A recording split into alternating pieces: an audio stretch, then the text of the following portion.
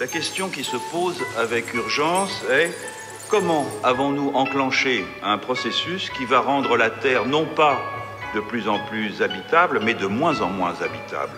Et comment faire pour enrayer ce mouvement? Bonsoir tout le monde. Merci beaucoup d'être venus dans un endroit aussi perdu. C'est fou le nombre de gens qui ne savent pas ce que c'est la CAB et où est la CAB. Maintenant, vous le saurez. Et on est bien contents et on les remercie très fort de nous prêter cette salle parce qu'on ne savait pas très bien où se mettre. Et quand même, pour accueillir Philippe Descola à Bergerac, ça aurait été dommage de devoir faire ça sur une place publique. Surtout, on remarque qu'on aurait pu faire peut-être une manif, je ne sais pas. En tout cas, merci à tous d'être là. Et on va pouvoir lancer le film, je pense. Il faut que je dise aussi que vous éteignez vos téléphones, des fois que vous auriez oublié. Et que surtout, nous, ce qu'on aime bien à Divergence, c'est qu'on se pose des questions ensemble et que quand on a quelqu'un qui peut-être va répondre un peu à nos questions, il faut en profiter. Donc on va regarder le film et après on discutera avec le héros du film. Norman, tu as tout dit, c'est très bien. Donc ceux qui sont venus pour une conférence de Philippe Descola seront très déçus puisque à Divergence, nous cherchons la conversation plutôt que la conférence. Voilà, et bien écoutez, bon film et à tout à l'heure. Bien, nous ne sommes pas 200, mais c'est quand même pas mal. Merci à Philippe Descola d'être là et surtout d'avoir supporté la 150e vision de ce film qu'il connaît par cœur, bien sûr, et il a participé déjà à beaucoup de réunions comme celle-ci.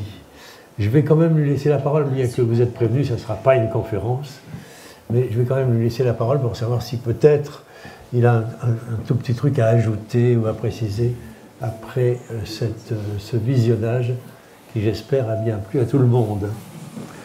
Je regrette d'abord qu'Elisa Lévy n'ait pas pu venir, parce que c'est son film. Elle était indisponible. Elle était indisponible, et il nous arrive fort heureusement d'être ensemble pour commenter le film. Et je voudrais souligner d'abord tout l'intérêt du travail qu'elle a mené. C'est un film qui s'appelle Composer les mondes. Ça fait référence à un livre de dialogue qui a été publié que j'ai mené avec un jeune philosophe qui s'appelle toujours d'ailleurs Pierre Charbonnier, qui s'appelle La composition des mondes. Qui était indisponible lui aussi, et il a été invité. Et l'idée centrale de composer les mondes, j'en parle un peu dans ce film, c'est l'idée qu'on ne crée pas des mondes, on les fabrique sans le savoir la plupart du temps, en sélectionnant dans ce qui nous entoure et dans notre imaginaire des éléments qui nous paraissent pertinents, fondamentaux pour notre existence. Et ces mondes, ce sont donc des mondes disparates. Chacun d'entre nous compose un monde qui lui est propre du fait de son éducation, du fait de sa biographie, mais ces mondes coïncident pour beaucoup d'entre nous du fait que nous avons suivi les mêmes voies, nous avons été éduqués de la même façon, etc. Et lorsque des mondes coïncident entre un grand nombre de personnes, en général, on appelle ça une culture. C'est le terme que les anthropologues utilisent depuis le 19e siècle, et les philosophes aussi, pour définir cela.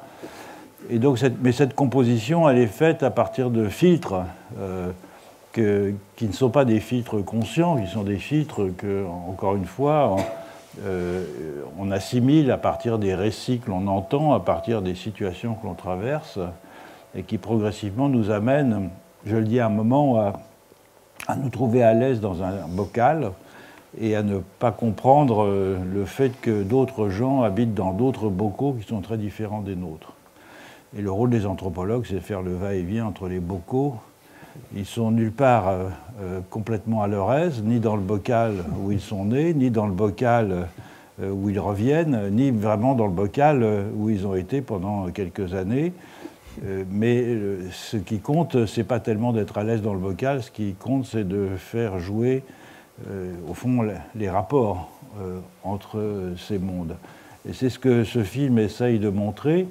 Et je trouve qu'Elisa Lévy a très bien réussi un travail de composition, qui est le travail du cinéaste, qui est le travail de montage, puisqu'elle elle a souhaité qu'on fasse un film ensemble il y a quelques années. Elle est venue me trouver pour m'en parler, et elle m'a accompagné dans différentes circonstances en filmant. Et le mérite du film, c'est d'avoir, au montage, rendu cohérent une multitude de scènes qui n'avait pas au départ, il y avait un synopsis très vague, mais il n'y avait pas véritablement un scénario. Donc je voudrais lui rendre hommage. Et une des choses que j'apprécie dans ce film aussi, je le dis d'autant plus facilement qu'elle n'est pas là, donc je ne vais pas blesser sa modestie, c'est qu'elle a réussi à montrer à plusieurs reprises à quel point les non-humains, les animaux, les arbres, des fleurs, des oiseaux, étaient des sujets autonomes, c'est-à-dire, au fond, c'était des agents propres qui avaient un mode d'existence qui leur était propre. Et c'est un art difficile, et je crois qu'elle a mené à bien ce défi dans ce film. Alors le film, j'espère qu'il n'a pas besoin de commentaires, puisqu'il est relativement explicite, vous l'avez vu. C'est peut-être une sorte de métaphore du travail anthropologique, c'est-à-dire que c'est une série de scènes qui sont commentées, ou en tout cas qui sont ponctuées par des remarques que j'ai pu faire, qui sont nées de mon expérience d'anthropologue, d'abord en Amazonie, ensuite dans d'autres régions du monde, et ensuite, comme tous les anthropologues qui sont issus de la lecture de travaux d'ethnographie que d'autres collègues ont menés dans différentes régions du monde. Et ce que j'ai voulu montrer dans ce qu'Elisa Lévy et moi avons voulu montrer dans ce film, c'est qu'il y avait des parallèles entre des populations autochtones qui défendaient leur territoire contre la spoliation et des communautés de vie qui se sont mises en place depuis quelques années en Europe, en particulier, comme la ZAD de Notre-Dame-des-Landes, qui sont fondées sur une conception différente au territoire que celle qui accourt ailleurs depuis la dissémination par la globalisation des principes et des règles du capitalisme industriel, à savoir le fait que les milieux de vie ne sont pas des choses que l'on s'approprie, mais des choses, au fond, qui vous possèdent. C'est une leçon que les anthropologues connaissent bien. Combien de fois des collègues m'ont rapporté avoir entendu de la bouche des populations parmi lesquelles ils vivaient que c'est la terre qui est propriétaire des hommes et pas l'inverse. Et ce que la ZAD de Notre-Dame-des-Landes et d'autres exemples de même ordre, d'autres ZAD du même type ailleurs en France ou en Europe, montre bien, c'est qu'il est possible d'entretenir un rapport de ce type-là avec un milieu de vie, même si ça n'a pas été transmis par une très longue habitude. Il est possible de le créer, et de le créer dans un délai relativement court. L'un des personnages du film le dit, au début, on est venu rendre service à des paysans qui luttaient contre ce projet pharaonique d'aménagement d'aéroport.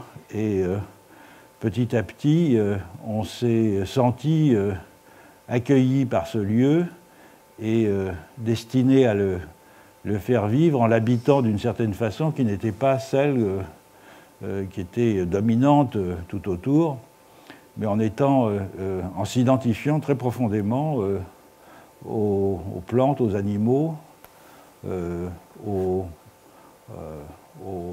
paysage de ce lieu, de façon à ce qu'il ne soit plus véritablement ce qu'il était auparavant, à savoir une valeur marchande, mais quelque chose d'absolument fondamental qui fait partie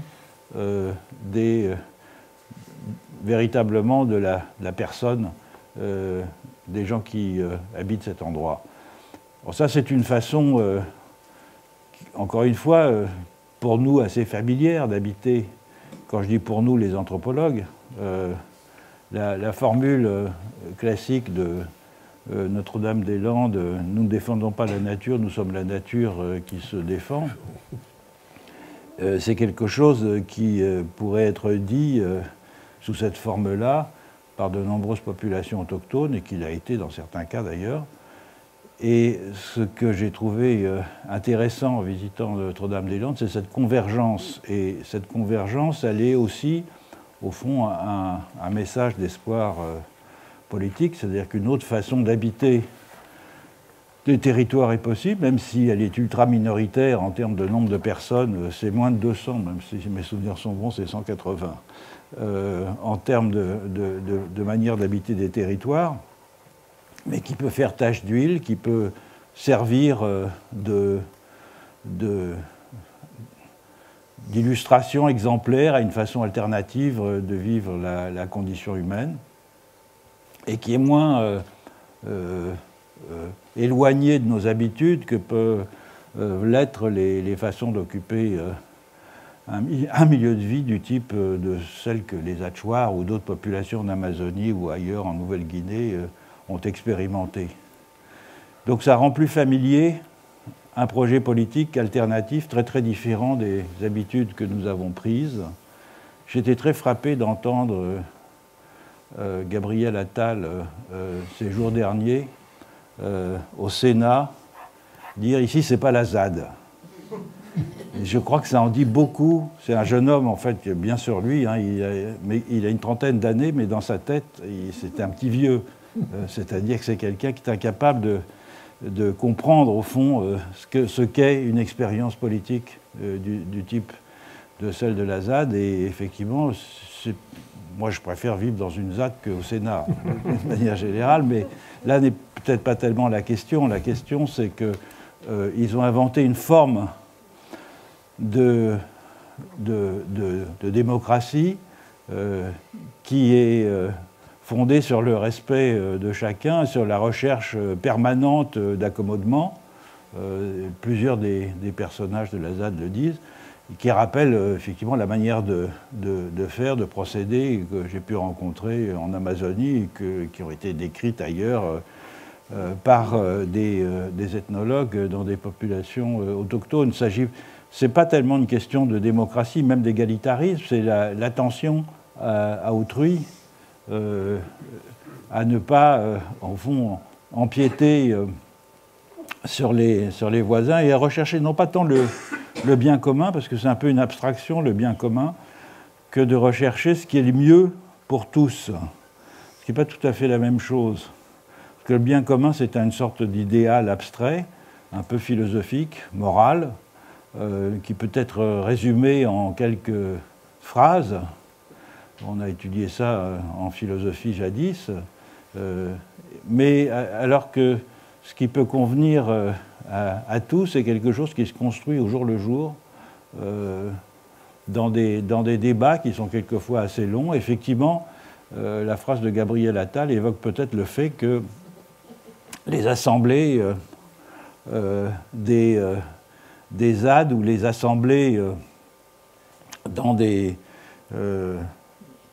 populations autochtones où on débat de problèmes collectifs sont quelquefois interminables parce que c'est pas facile au fond de s'accommoder. Mais je pense que c'est un prix à payer. Donc voilà à peu près l'objectif de ce film qui a au fond, qui était partie des travaux que j'avais menés, qui m'avaient conduit à mettre en question l'universalité d'une séparation entre le monde des humains et le monde des non-humains, chose que j'avais découverte sur le terrain en Amazonie, dont je me suis aperçu qu'elle était très commune dans beaucoup d'autres endroits, et qui m'a conduit de ce travail de clarification conceptuelle, théorique, à un intérêt pour une expérience collective comme celle de la ZAD. Merci beaucoup. Alors, si vous voulez en savoir plus, je vous rappelle qu'il y a ici une table de librairie avec les livres de M. Descola. Mais donc, je vous rappelle que vous avez la parole. Il y a 2 micros qui peuvent se balader dans la salle. Un seul, pardon, qui peuvent se balader dans la salle. À la demande, n'hésitez pas, on vous écoute.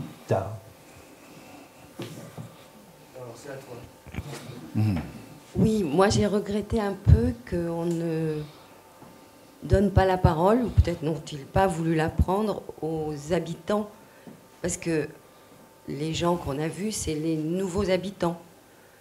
Dans le film, on ne voit pas, parce qu'il y en a quand même quelques-uns qui sont restés et qui cohabitent avec les nouveaux. Et j'aurais bien aimé... vous en avez rencontré? Oui, bien sûr, oui. Ils sont ce qui est très intéressant dans cette expérience, c'est la transmission des compétences et des savoir-faire. Beaucoup de ces jeunes qui ont un passé de militants politiques, d'occupation de squats urbains, des choses comme ça, n'avaient aucune compétence en matière d'élevage ou d'agriculture. Et ils se sont formés sur le tas. Certains d'entre eux ont suivi des formations et ils se sont formés avec les premiers occupants, précisément. Alors, les rapports avec l'environnement immédiat, c'est-à-dire les communes alentours, sont plus nuancés, disons, c'est-à-dire certains des habitants de ces communes regardent avec sympathie les zadistes, d'autres trouvent que, comme Gabriel Attal, c'est le bordel. Donc mais en général, l'implantation locale est plutôt, à mon sens, assez bien réussie, tant avec les premiers occupants qu'avec le voisinage. Une autre question, s'il vous plaît. Bon, alors moi, pardon, je vais laisser la parole à monsieur. Excusez-moi, juste parce que comme on enregistre, parce que, je suis désolé. J'ai oublié de préciser que si vous ne vouliez pas être filmé, c'est trop tard. Parce que notre partenaire Canal Pourpre filme tout à partir de maintenant, bien sûr. Ce qui caractérise quand même la ZAD, c'est... approchez le micro, merci. Et oui, c'est compliqué. Non, mais il faut qu'on puisse écouter, que la machine puisse écouter. C'est la question du temps quand même. C'est-à-dire qu'elle s'est développée déjà toute seule avant qu'il y ait une occupation, dont on voit depuis 68. La question de la résistance qui se met en place par ailleurs, c'est ça qu'ils n'ont pas, c'est le temps. C'est-à-dire que déjà là, ils ont eu le temps, avant qu'il y ait des assauts, une bonne quinzaine d'années de vivre sur ce territoire et de se connaître et de commencer à le faire exister, ce territoire. Ça, la question du temps, est quand même assez primordiale pour que les rapports existent, autres que dans la lutte. On voit bien que toutes les autres ZAD qui s'essayent de se mettre en place, déjà les pouvoirs publics, dans un premier temps, ne veulent pas que ça existe. Donc ils vont, ce modèle de la ZAD est maintenant ancré dans leur tête et les forces de l'ordre interviennent maintenant tout de suite. Cette question du temps, c'est quand même le temps de vivre. Et dans ce temps de vivre, il y a le temps de la lutte. Mais c'est ça qu'on n'a pas souvent. Oui, ce qui est intéressant dans la ZAD, et lorsque j'en parle avec des gens ou avec des proches, par exemple, beaucoup d'entre eux me disent « mais la ZAD, c'est fini ». Je dis non, au contraire, ce qui est intéressant, c'est ce qui commence maintenant, parce qu'ils ont gagné, en effet. mais c'est le caractère expérimental de ce qui se met en place en ce moment qui est très original, et c'est un laboratoire, au fond, pour employer un terme un peu passe-partout, qui me paraît aussi intéressant que la Commune de Paris, d'une certaine façon. C'est vrai que le temps, c'est ce qui a manqué à la Commune de Paris en particulier, mais le temps joue un rôle important. Mais cela dit, il faut aussi ajouter que c'est une... Bien sûr, il y a des historiques qui font un peu la colonne vertébrale de cette occupation, mais il y a aussi beaucoup de fluidité, il y a beaucoup de passages. Autrement dit, il n'y a pas des gens qui sont installés il y a 20 ans et qui vont guider, au fond, de façon messianique, cette collectivité vers un futur meilleur. Mais il y a des gens qui, parce qu'ils ont été touchés profondément par ce qui s'y passe, par la chaleur et la densité aussi des relations sociales qui s'y développent, qui ont décidé de s'y installer, certains pour un moment, d'autres de manière plus approfondie. Et je pense que cette question de la... oui, en effet, du temps joue un rôle, mais il y a des choses qui se transmettent aussi entre différents occupants. On ne sait pas combien de temps ça va durer, on peut espérer le plus possible, et on peut espérer que la ZAD va essaimer. Ce n'est pas quelque chose de complètement inconnu. Beaucoup de communautés anarchistes européennes, par exemple, se sont installées en Amérique du Sud, notamment au Brésil, au XIXe siècle, et ont fini par disparaître. C'est la différence entre ces communautés et, ou même des tentatives analogues de reconstituer des communautés comme les kibbutz ou des choses comme ça, ce qui diffère, me semble-t-il, dans le cas de la ZAD, c'est cette identification au territoire et aux habitants non humains du territoire. Ça, oui. C'est véritablement le... Oui, ce qui me paraît, enfin, ce que je voulais ajouter, c'est qu'on ne peut pas isoler la question du temps de la question de l'espace. L'occupation... Voilà. Le territoire a besoin de temps pour se développer, pour exister, pour se transformer. Mais le temps leur permet à un moment donné, justement, de s'ancrer. Et ce qui, justement, actuellement, on n'a plus ce temps-là. Quand on fait le parallèle avec la commune, c'est justement, même la commune a, dans cette ère un peu, cette révolution... non, mais excusez-moi, mais pourquoi on l'a plus? Pourquoi vous dites on l'a plus? Non, je parle de la commune. Oui, non, mais... Ah, qu'on a plus, c'est-à-dire dans les luttes, en tout cas, on voit en France, très vite, ils stoppent. On voit bien que même simplement 20 étudiants qui ont occupé dans une AG, qui ont occupé une fac, les 20 étudiants sont faits tout de suite, mais comme jamais, ils ont été arrêtés. C'est-à-dire qu'en ce moment, ils savent très bien que c'est la police qui doit faire la politique. Et ça, c'est de plus en plus. Alors, excusez-moi encore, mais M. Descola vient de parler de politique, justement. C'était ma question aussi que j'allais poser. Et il a parlé de recherche permanente au jour le jour, et interminable. Donc, n'attendons pas une plage libre et sans opposition, etc. Non, c'était pour dire que c'était spécifique, la ZAD. Pour moi, elle est vraiment spécifique dans son inscription actuelle. C'est-à-dire que ce temps qu'elle a bénéficié, d'autres n'y arrivent pas à en bénéficier. Alors ça ne veut pas dire que rien d'autre ne peut exister, mais en tout cas on voit bien que le rapport de force n'est pas dans l'installation. On voit bien à Bure comment ça a été complètement... il vaudrait même mieux... Il vaudrait peut-être même mieux ne pas s'appeler ZAD dans un premier temps. Ils vont trop vite à s'appeler ZAD. Oui, il y a une dimension symbolique du terme qui joue à la fois pour et contre, bien sûr. Ouais. Je ne sais pas si c'est que la mode, c'est performatif. Moi, j'aurais une question par rapport au mot, justement. Vous venez de dire qu'il faudrait peut-être mieux de ne pas s'appeler ZAD tout de suite pour ne pas être peut-être repéré. C'est le mot nature et environnement. Le slogan de la ZAD, nous ne défendons pas la nature, mais nous sommes la nature qui se défend. Si la nature n'existe pas, qu'est-ce qu'on défend? Et le mot environnement, puisque le mot environnement, ça ne convient pas non plus, parce que l'homme est extérieur à ce qui l'entoure. Donc ma première question, c'est qu'est-ce qu'on peut, à part relationnisme ou monde de relations, qu'est-ce qu'on peut utiliser comme terme? Et moi, j'ai essayé d'établir des relations avec mon chat, de penser une cosmogonie différente, et j'y arrive pas. Enfin, je suis. Ah, si. Non, alors là, ma question. Bon, ma question plus large, c'est comment est-ce qu'on arrive à s'émanciper d'un dualisme ancré depuis le XVIIe siècle? Est-ce qu'il faut... D'abord, je ne pense pas que ce soit totalement possible et faisable. Est-ce qu'on peut imaginer des hybridités de cosmogonie, pour le dire vite? Comment est-ce qu'on peut penser une relation? C'est pas si évident ça, du jour au lendemain, de changer son mode de représentation, d'être et de composer les mondes.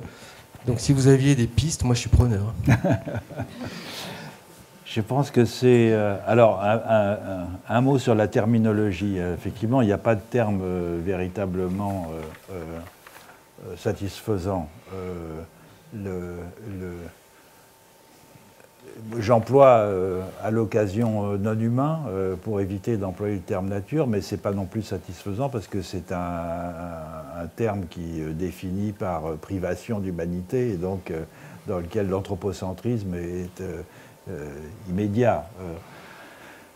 Donc il n'y a pas de bon terme, de même qu'au fond, il n'y a pas de bon terme pour la plupart des choses que nous voulons désigner. Une petite interruption, excusez-moi. Oui. Excusez-moi. Mais quand j'étais prof, il y a très longtemps, je devais enseigner des trucs autour de nature et culture. Et j'ai toujours eu du mal avec ces termes. Alors, ma solution, c'était de dire aux élèves, écoutez, pensez à confiture, plutôt que culture et nature. C'est-à-dire, la confiture, ça me paraît pas mal comme terme de remplacement. La confiture, c'est de la nature, puisqu'il y a des fruits, tout ça.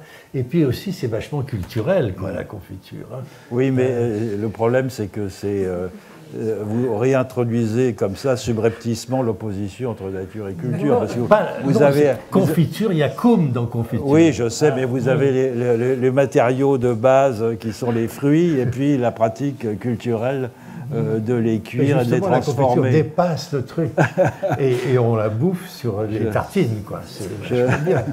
Je sais, moi, j'ai enseigné la philosophie pendant 1 an avant de faire de l'anthropologie et ça m'est arrivé avant que les atchoirs m'éclairent sur cette question de faire des cours sur nature et culture parce que ça fait partie des choses qu'il faut faire.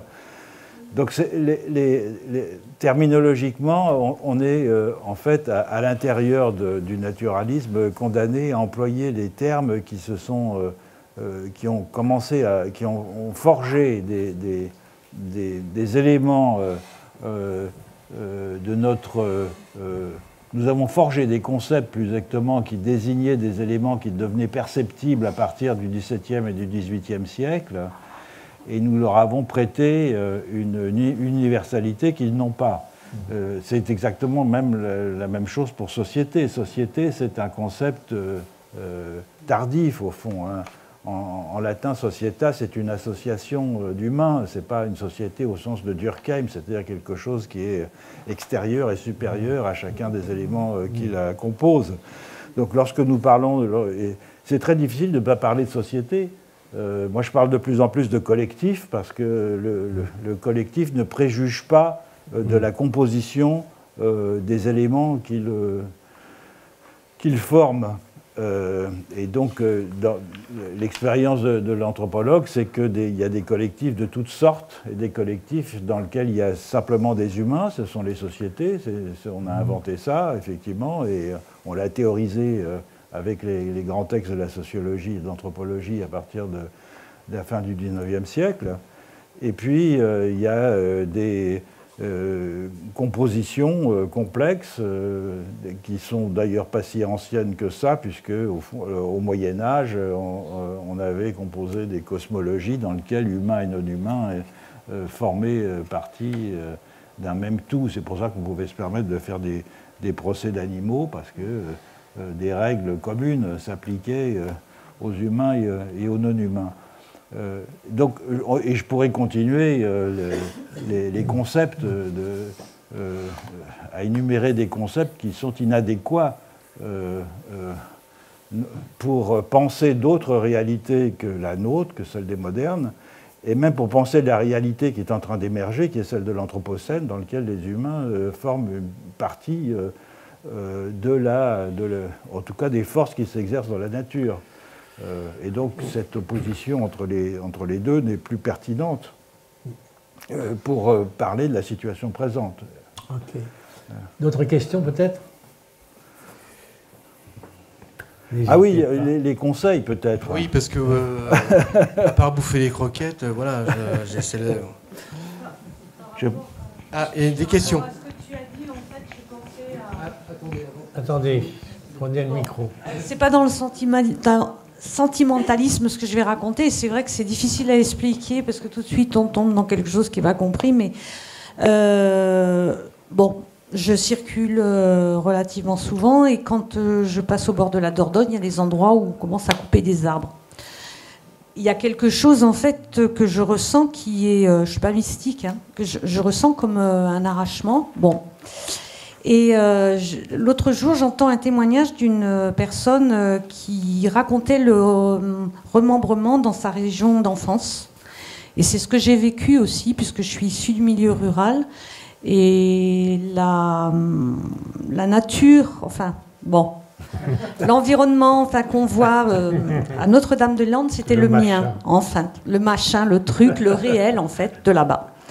Et c'est vrai que j'ai vécu le remembrement comme un arrachement. Hein. Enfin, donc c'est quand même la distinction nature, culture, etc. Bon, le fait qu'on soit dans une culture dite naturaliste, ok, mais pas tout à fait quand même quand on a vécu... Enfin, moi, j'ai eu les mains dans la terre très jeune, hein, je travaillais au champ, etc. Donc, c'est pas qu'une histoire de travail, c'est une histoire de contact, quoi. Voilà. Je crois que c'est pas complètement fichu. Ce que vous évoquez, c'est ce qu'on appelle maintenant la solastalgie, c'est-à-dire le regret poignant vis-à-vis d'un monde que l'on a connu et qui a été en partie détruit par des aménagements. Et on ne retrouve plus ces marques et on ne retrouve plus ces empreintes d'enfance et des choses comme ça. C'est pas que ça. Parce qu'actuellement, je vis en milieu urbain et c'est pas mon élément.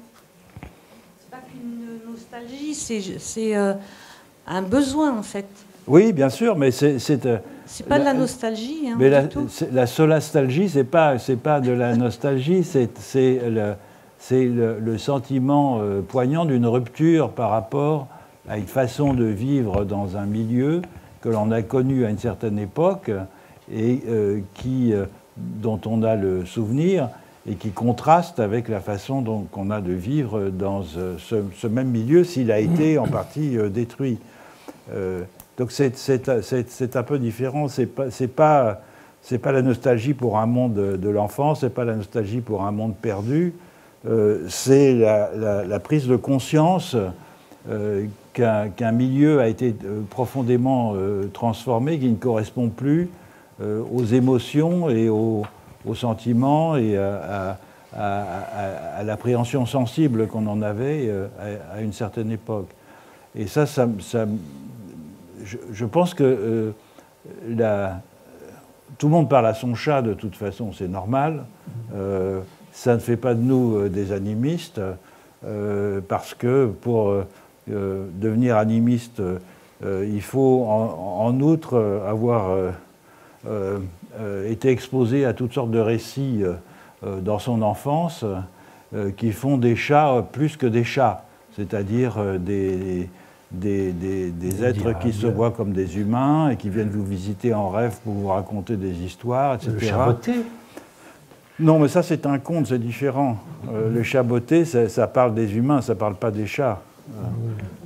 Les contes ne sont pas du tout animistes, c'est les mythes qui sont animistes. Les mythes, c'est dans les mythes... Le sourire du chat... Celui-là est plus animiste, oui, Lewis Carroll est plus animiste, en effet. Mais les contes, en général, ce sont des apologies. Et donc je pense qu'il est important aussi, au-delà de cela, de pouvoir connaître les choses. Il y a un élément dans l'approche des non-humains qui a progressivement disparu, et qui est celle de la connaissance tout simplement des plantes, des animaux. Très peu de gens sont capables d'identifier les fleurs sauvages, les arbres. Dans les arbres bien sûr, mais les fleurs qui poussent dans les fossés au printemps et à l'été, les oiseaux, etc. Et cette perte est considérable parce que la sensibilité pure, c'est-à-dire le fait de prendre du plaisir à être réveillé le matin par un merle, c'est une chose, mais comprendre ce que fait le merle et son rapport avec la mésange, le pouillot, etc., c'est une autre affaire, c'est-à-dire avoir le sentiment qu'on fait partie d'un monde qui est beaucoup plus vaste que celui que nous avons construit, nous humains, et transformé, et que parallèlement à nous, il y a toutes sortes de choses qui se passent auxquelles il faut être attentif. Donc je pense qu'il y a un effet, il y a un élément d'éducation qui est très très important et qui est progressivement en train de disparaître. Les leçons de choses n'existent plus et ça se transmet aussi dans la famille, mais on a beau avoir des applications pour repérer les fleurs ou les constellations, je ne pense pas que ce soit tout à fait suffisant. Antonio. Bon, je vais essayer. Il y a un petit peu la relation que vous voyez dans les SAD et avec le mouvement des communautés indigènes en Amérique latine, et qui commence à apparaître en Bolivie certains concepts plus originaires, locaux, ou comme dans le cas de la Colombie, dans apparaît nouveau le concept de senti pensante, les sentis pensés, et qui permettent d'avoir une nouvelle construction aussi comme son entourage, la nature, le culturel, la vie sociale, ou les biopatrimoines,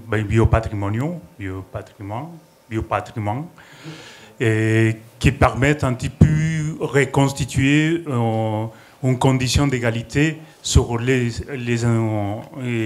contours qu'on habite.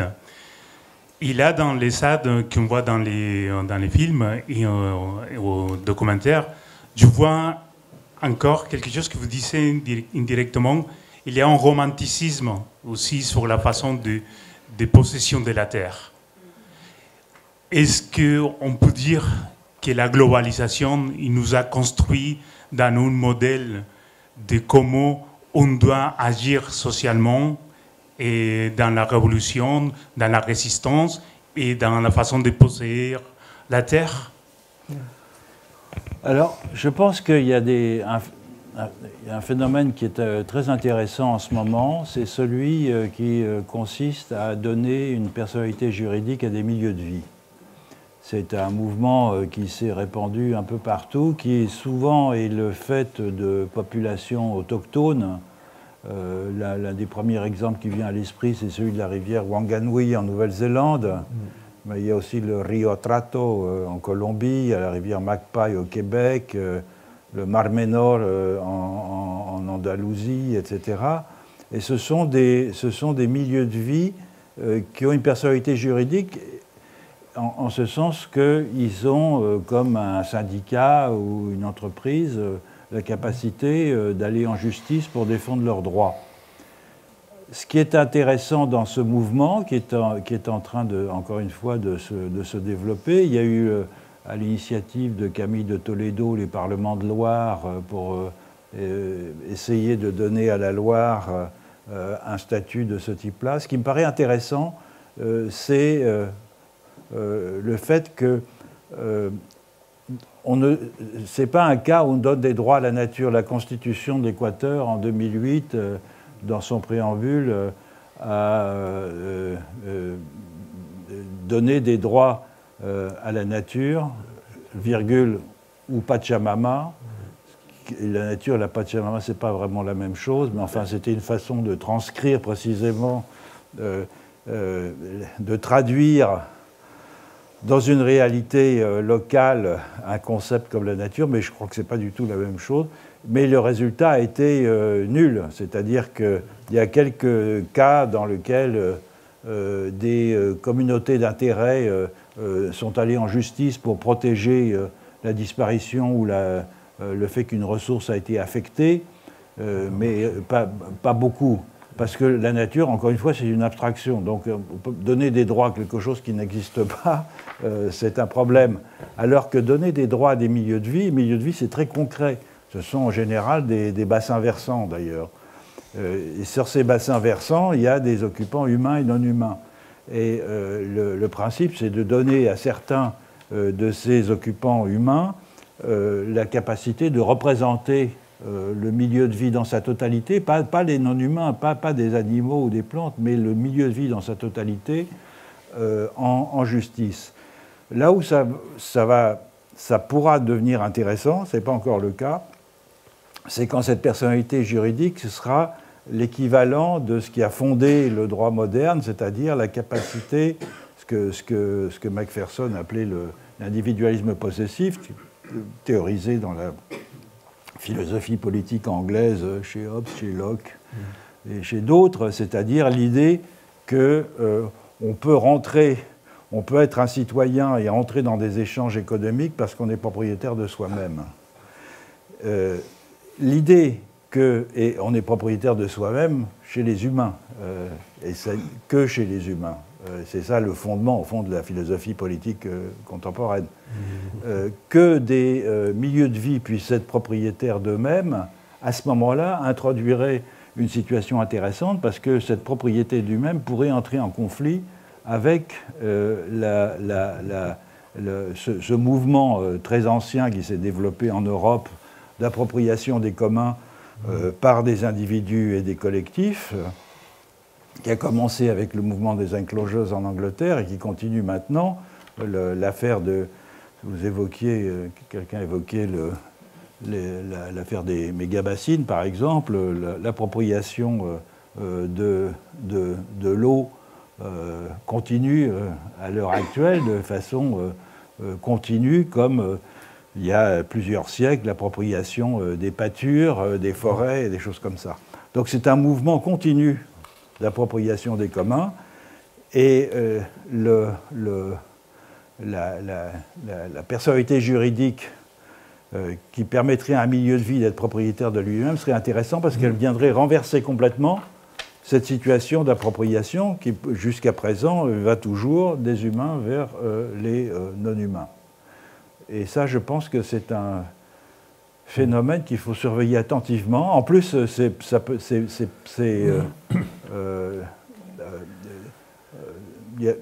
y a la possibilité de mener des luttes pour cela, c'est-à-dire ce n'est pas des choses qu'on va vous concéder, et dans tous les cas que l'on connaît, c'est suite à des mouvements dans le cas de la Wanganui, par exemple, qui est l'un des premiers, ce sont les Maoris qui vivaient le long de la rivière, qui ont exigé du Parlement néo-zélandais la personnalité juridique. Donc c'est aussi une façon de se mobiliser collectivement pour obtenir, pour un milieu de vie que l'on occupe, des droits qui n'étaient pas présents auparavant. C'est peut-être l'occasion de revenir sur le titre du film « Composer les mondes ». Ce qu'on est en train de dire, de voir ici, c'est les difficultés, le nécessaire combat interminable, enfin. Et du coup, est-ce que l'idée même de composition n'est pas elle-même un peu trop optimiste? C'est-à-dire, comment composer un monde qui est lui-même un cosmos, enfin un cosmos pluriel, avec tant de choses et tant d'êtres et tant de relations. Est-ce que l'idée de composition n'est pas une espèce d'optimisme comme ça, a priori, non? Non, c'est un constat. C'est un constat. Oui, je pense que nous... Le monde est déjà composé. Non, nous le composons en permanence, et c'est le résultat. ce que les cosmologies, c'est le résultat de ces compositions, ou les ontologies. Moi, j'emploie assez volontiers le terme ontologie au sens de Russell, d'un ameublement du monde, hein, c'est-à-dire de ce qui compose, du mobilier, au fond, qui compose le monde. Et le mobilier de votre monde à vous n'est pas exactement semblable au mien, mais il y a quand même des éléments qui globalement se correspondent. Il y a des pièces, en tout cas, qui ont certaines spécialisations et des choses comme ça. Non, mais je vais peut-être faire de la provocation, mais du coup, ok, je vois la composition sans arrêt, c'est ce qu'on fait. Mais parler de composition, le monde est souvent immonde. Enfin, en ce moment, il y a beaucoup d'immondes dans notre monde. Ah, mais dans les mondes, oui. D'intolérables, d'inacceptables. Et comment composer, comment parler de composition quand on est dans une, j'ose pas dire une mécomposition, mais enfin au moins une disposition qui est loin de cette composition rêvée. Enfin, on est plutôt dans une disposition, au sens où 10 veut dire que vraiment on est tous divisés, quoi. Ben, les conflits portent toujours sur des questions de composition du monde. Oui. C'est-à-dire que ce sont des mondes différents qui sont... si on fait un peu des géopolitiques simplistes, le monde composé par les Chinois, par exemple, qui est un monde que moi j'appelle analogiste, c'est-à-dire qu'il est fondé sur des correspondances entre des éléments extrêmement disparates qui sont dans et des flux qui sont maintenus par le souverain. C'est le mandat divin du souverain. De ce point de vue-là, il n'y a pas un changement considérable par rapport à la philosophie confucéenne classique qui alimentait la philosophie politique de l'Empire chinois et l'actuelle philosophie politique qui est d'ailleurs alimentée par des philosophes néo-confucéens qui travaillent pour le Parti communiste et qui, au fond, ont repris et recyclé des éléments de ce type-là. Eh bien, c'est un monde qui est une alternative au nôtre, qui est fondé sur des principes complètement différents. Et donc, c'est monde contre monde. D'accord. Je vise pas à une sorte d'œcuménisme général des mondes. Alors, c'est la guerre civile qui nous menace. C'est la guerre des mondes. Enfin, composer les mondes, c'est de prendre conscience qu'il y a des mondes en conflit, précisément, et que ces mondes ne sont pas équivalents, et que certains d'entre eux sont plus acceptables que d'autres, sans aucun doute. Ouais. Si je fais part de mon admiration pour l'expérience politique de la ZAD de Notre-Dame-des-Landes, ça veut dire que des mondes alternatifs comme celui de Gabriel Attal, pour revenir à l'un, ne sont pas ceux qui m'agréent au plus haut point. Sommes-nous prêts à lui faire la peau, à ce connard à ce connard ou à d'autres, enfin. Non, mais je pense que une chose qui serait importante, on m'a demandé de faire la conférence inaugurale de la rentrée à Sciences Po en septembre. Que j'ai fait, je me disais, je vais aller évangéliser les futures élites politiques françaises. Et en fait, je me suis aperçu que beaucoup d'étudiants étaient tout à fait convaincus déjà de ce que je disais. Et donc, d'une certaine façon, il y a de l'espoir. Disons qu'il y a des générations différentes. Mais... par rapport à ce que vous dites là sur justement peut-être cette conférence inaugurale à Sciences Po, moi ce qui me surprend toujours quand je vois ces images de la ZAD, c'est la répression aussi, et donc quelque part la menace que c'est en fait, et aussi le fait que effectivement, alors si on est, je pense, peut-être tous d'accord ici pour dire que cette ZAD propose un monde acceptable, en tout cas des réflexions, enfin des propositions pour un monde acceptable, dans le sens en tout cas moi dans lequel j'entends. Et ça m'interroge en fait que ce soit dans la marginalité que ça se propose en fait. Et du coup ça me fait aussi dire comment est-ce que c'est pas une question de généralisation, mais en fait, voilà, pourquoi c'est dans cette marginalité que ça se produit et pourquoi aussi c'est une telle menace? Parce que c'est toujours dans la marginalité que naissent des mondes nouveaux. Ça, c'est un enseignement historique quand même. Et effectivement, pour revenir à l'angoisse de l'État vis-à-vis de la prolifération, c'est pas simplement dans la tête de M. Attal, c'est assez général, et c'est pour ça qu'on a souhaité mettre cette colonne de gendarmes, c'est-à-dire des forces absolument disproportionnées par rapport à ce qu'il s'agissait de faire, et cette volonté de détruire aussi.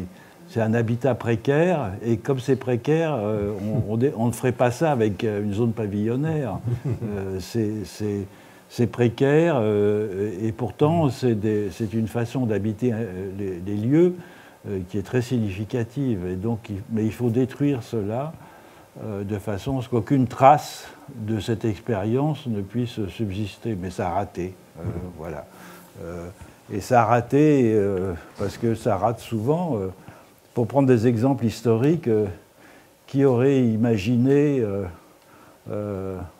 en 1785 ce qui allait se passer quelques années plus tard, oui, qu'on allait couper la tête du roi, qu'on allait saccager les châteaux et les églises, des choses comme ça. C'était imprévisible. L'embêtant, c'est qu'il y a eu Thermidor quelque temps après. Oui, ça, c'est les aléas de l'histoire, en effet. Je voudrais juste réfuter ce qu'a dit Philippe Descola. Le capitalisme n'est pas né dans la marge. Et pourtant, c'est un monde nouveau qui est né au XIXe siècle. Donc, il y a des mondes, il y a des choses, des mondes nouveaux qui ne naissent pas dans la marge, malheureusement. Il est né un peu dans la marge, en ce sens qu'il est né dans l'accumulation de capital dans les colonies, il est né dans plein de lieux différents où il a fini par se coaguler plus tard, mais c'était pas au cœur du dispositif. Le capitalisme, il fallait le naturalisme comme condition de possibilité, déjà. C'est-à-dire qu'il fallait pouvoir considérer que les non-humains étaient une ressource qui serait convertible en marchandise. Ça, c'est quelque chose qui, pour un anthropologue, est très bizarre. Le fait que... Enfin, ce que Marx appelle tout simplement le passage de l'argent comme un moyen d'échange à la spéculation, c'est-à-dire le fait qu'on achète des choses à un prix, qu'on les vend plus cher et que les marchandises servent à accumuler de l'argent. Ce phénomène-là, quand on a vécu, comme je l'ai fait, dans une société où il n'y a pas d'argent, et où les échanges sont destinés à renforcer des liens entre les personnes, mais pas à faire circuler des marchandises. Je l'avais lu dans Marx en partant sur le terrain, mais quand j'ai observé comment ça se passait, j'étais absolument éberlué. Je me dis, c'est vraiment possible, ça existe, ça a existé. Et donc, ce qui m'était familier, à savoir le fétichisme de la marchandise, pour reprendre les termes de Marx, c'est quelque chose qui s'est mis en place historiquement à un certain moment, mais dont rien ne nous dit qu'il est inéluctable. C'est ça, au fond, j'ai eu la chance, comme beaucoup d'anthropologues, d'être déniaisé en adoptant le regard des gens chez qui je vivais, en adoptant le regard sur mon propre monde à moi. Et ça, c'est le côté extraordinairement révolutionnaire, si je puis dire, de l'expérience ethnographique. C'est la preuve que d'autres mondes sont possibles, pas nécessairement souhaitables au sens où loin de moi l'idée que tout le monde vive comme les Hatchoirs. Il y a des tas d'inconvénients à être Hatchoir, mais l'expérience que l'on a de vivre la condition humaine de façon totalement différente de celle qui vous est familière, c'est quelque chose qui est porteur d'un espoir extraordinaire, parce que c'est porteur de la possibilité de changer profondément, non pas pour adopter un modèle existant, mais pour imaginer d'autres façons de vivre, puisque ces façons de vivre ont existé et continuent d'exister à la surface de la Terre.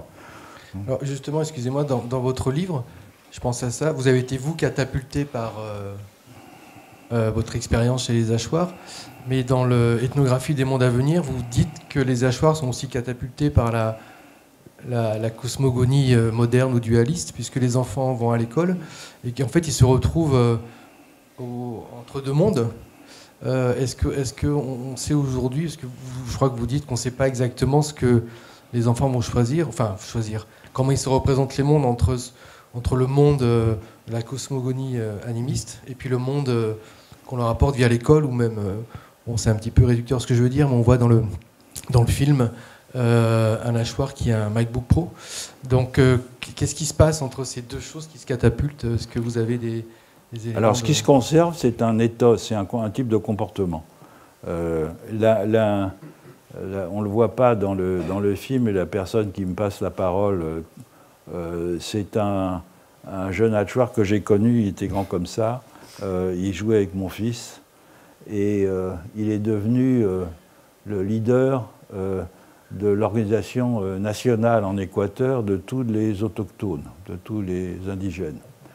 Et en tant que tel, il avait des responsabilités très importantes, y compris des responsabilités politiques, puisque c'est lui qui négociait la fin des conflits qui sont régulièrement provoqués par des politiques du FMI dans ce pays comme dans les pays voisins, et qui visent à supprimer les subventions qui permettent de rendre moins cher certains produits, en particulier l'essence.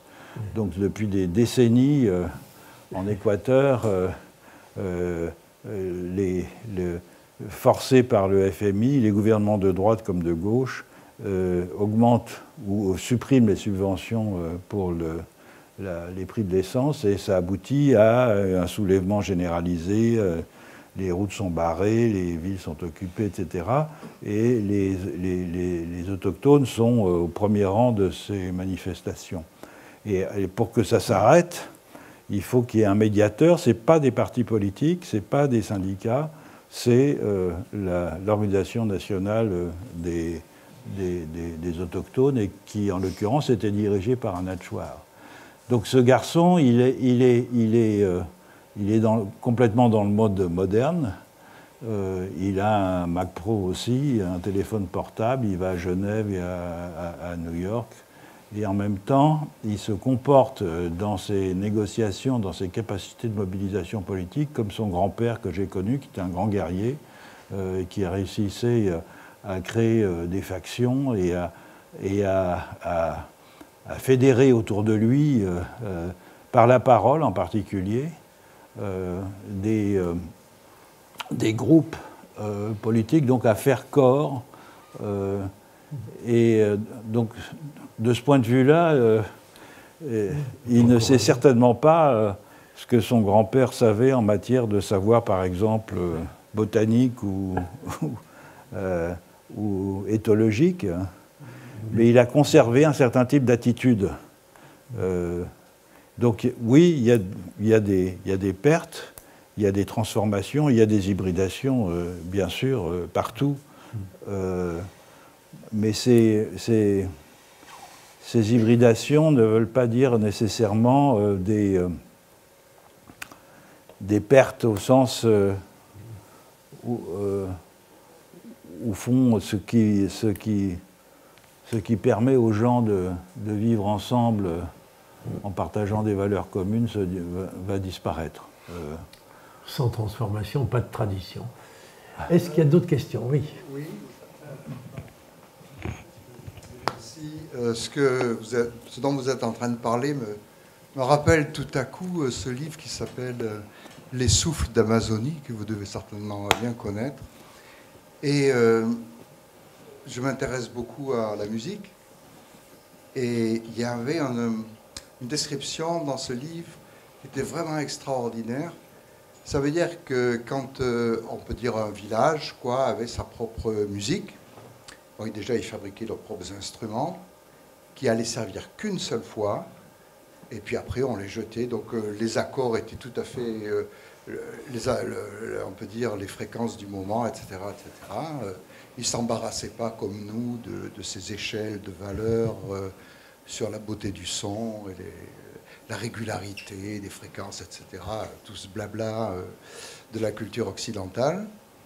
Et alors, ce qui était vraiment intéressant, c'est que donc ils avaient des chants, des danses, etc.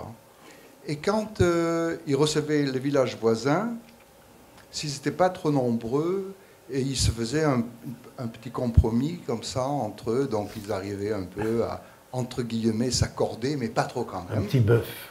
Non, non, c'est plus que ça. Ça veut dire que c'est pas un petit bœuf, ça veut dire on a la capacité quand même de, sans vraiment trop déranger l'autre et ses valeurs, disons, sa culture, etc.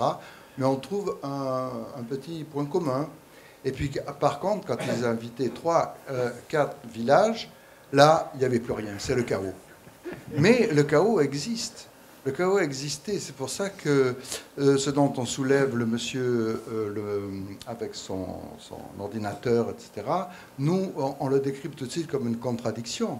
Mais je pense qu'il m'a semblé que c'est déjà depuis très longtemps dans l'état d'esprit de ces cultures, de cette culture-là, c'est déjà présent, quoi, finalement, on n'essaye pas de trouver une base commune. Toutes les choses se refont dans le chaos, et je trouve ça, moi ça m'a beaucoup marqué. C'est pour ça qu'il disait, bien commun, ça va pas très bien, mais mieux pour tous, c'est pas mal. Oui. C'est ce que vous décrivez. Oui, c'est très juste cette remarque. En effet, surtout si on prend en considération que dans le monde amazonien, comme dans le monde animiste en général, chaque groupe tribal est vu comme une sorte d'espèce à part. L'idée d'humanité en général n'a aucun sens pour ces populations. Autrement dit, chaque collectif humain et non humain a des caractéristiques physiques qui lui sont propres, et ces caractéristiques physiques chez les humains, ça englobe précisément le langage, la musique, l'architecture, l'habitat, les parures, etc., qui sont vus un peu comme nous voyons des différences physiques entre des oiseaux ou des poissons. Et donc chaque collectif moi j'appelle ça des tribus-espèces. Et donc, les accommodements ne sont possibles qu'à la marge, parce que comment accommoder un toucan avec un poisson-chat, c'est pas toujours facile. Pignocchi s'amuse beaucoup avec ça. Bien, il n'y a pas d'autres questions? À quel moment la technologie ne vient pas en colonisation? Alors, ça dépend de... C'est une question assez vaste, mais je peux répondre sur le fait que les Amérindiens les plus perspicaces, par exemple, ont adopté des outils qui sont des amplifications d'outils déjà existants. Je m'explique, un moteur hors-bord, c'est quand même plus efficace pour avancer sur une pirogue que de godiller. Mais c'est le même mouvement, enfin, c'est la même action physique, c'est-à-dire c'est une propulsion. Un fusil est plus efficace pour faire la guerre ou pour chasser qu'une sarbacane ou un arc, dans une certaine mesure. Mais c'est le même principe, ça propulse un projectile, etc. etc. Donc, disons, alors tout le problème est de savoir jusqu'à quel point on n'est pas grisé, au fond, par l'amplification du mouvement que ces outils nouveaux permettent, c'est-à-dire l'amplification des possibilités par rapport à un outillage différent. c'est pas l'outillage en soi, je pense, qui est responsable de la chose. Par exemple, il y a des cas classiques de surprédation. Je pense à la disparition du cerf de Virginie dans le sud des États-Unis, lorsque les Amérindiens, ayant obtenu des fusils, ont massacré le cerf de Virginie qui a disparu. Mais ce n'était pas tellement le fusil qui comptait que le fait qu'un marché s'était développé pour le cerf de Virginie pour alimenter les colons. Autrement dit, ce qui était nouveau, ce n'était pas tellement le fusil, c'était l'existence d'un marché. Et donc, l'idée qu'en prélevant